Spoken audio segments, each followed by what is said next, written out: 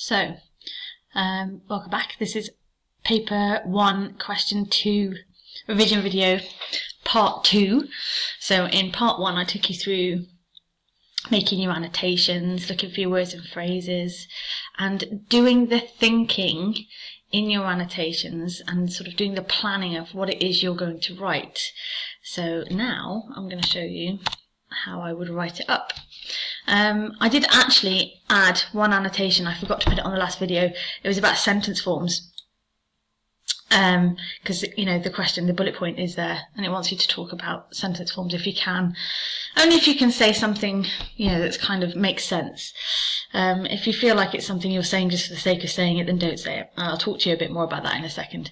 But this one, I thought, it is a shorter sentence than all the other sentences in the little extract, so it's clearly meant to have some kind of impact, because when writers use a short sentence amongst these longer sentences, it's because they want to create emphasis on whatever idea they're saying in that shorter sentence.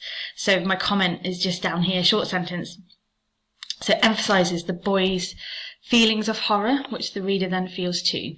So the short sentence gives the idea, in this sentence, greater impact. So it's the idea if you couldn't cry out, even if you could. And so we talked about how the skeleton metaphor gives across this idea that the image of the woman is something horrific, like a horror movie if you like, and the fact that he can't cry out and put into that short sentence gives it impact, and so it adds to that feeling of his fear and his horror at looking upon this old woman. Okay, so that was just another additional thing to put in. Okay, so writing it up. Now, you've only got 8 minutes. So let's just highlight that. 8 marks, sorry. So, in reality, you're looking at spending only about 10 minutes on this question, and you've already spent a bit of time doing your annotations.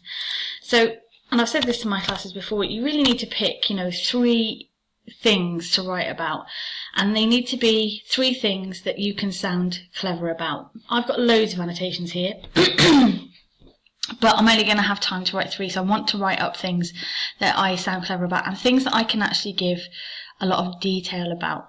On the mark scheme, you need to give clear explanations of the language if you want to get into that sort of grade 4 or 5 area. And if you want to be clear, then you need to make sure you can pick something that you are able to explain clearly how those techniques or how that word is creating an effect, is making us think or feel something about the old woman. So I would possibly pick, so in terms of words and phrases, I think I might talk about the adjectives to start with. So I'd use you'll obviously be handwriting this, so I'd use my connectives. So firstly, the writer uses adjectives to describe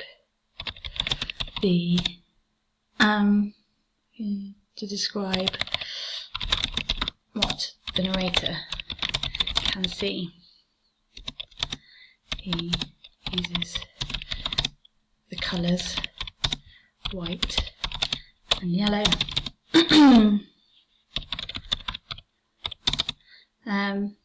When something fades from white to yellow, we get the impression of something aging, fading away and dying. Fading away and dying. This suggests that the woman, because the question is about the old woman, so this suggests that the woman is also fading away.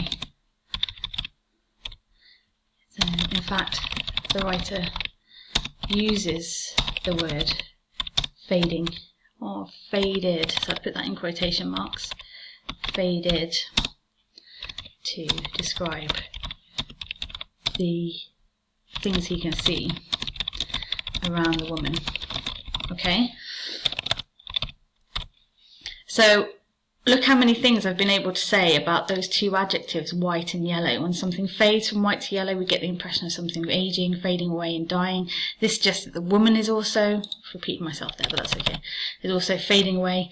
In fact, the writer uses the word faded to describe the things he can see around the woman, which makes us think she is fading. Fading too.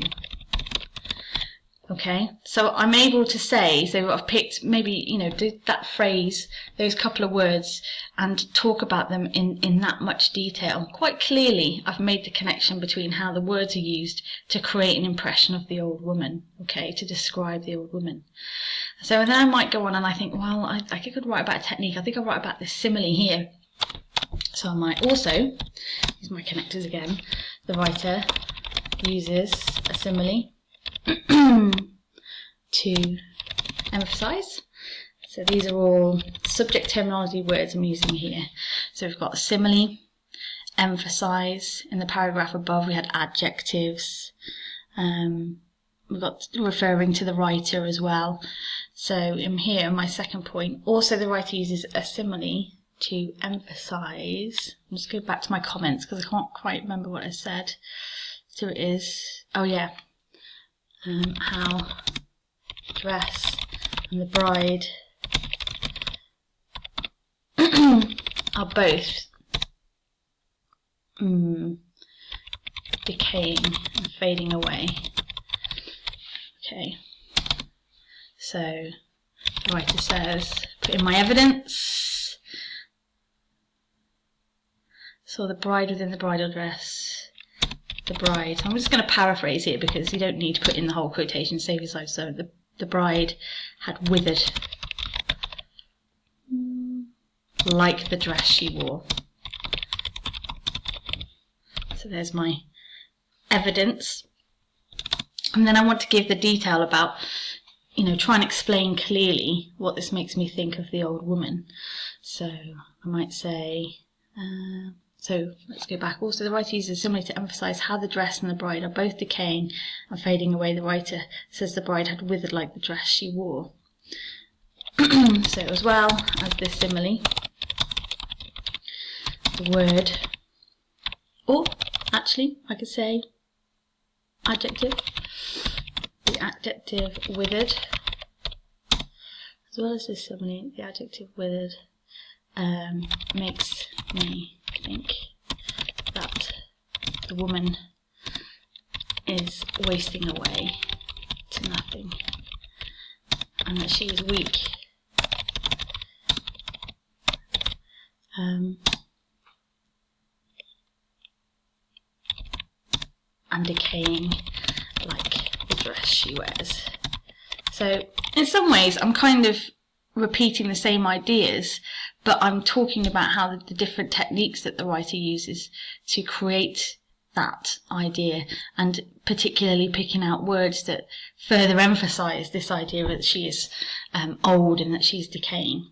Okay, so I'd be happy with that, and then I'd probably pick,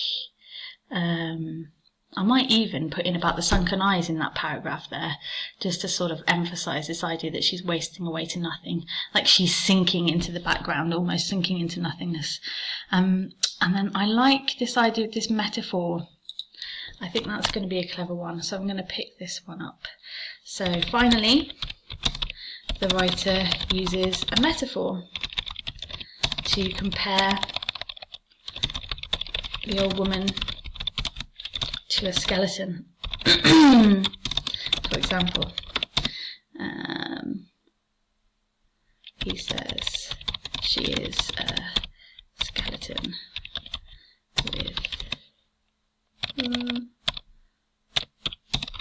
with dark eyes that moved. Notice I'm not putting in the entire quotation, I'm picking out the bits that I really want to look at. For example, he says she is a skeleton with dark eyes that moved. So I'm going to go back to my notes just to remind myself. Yeah. So this connects the woman with death, and she almost becomes an image of horror.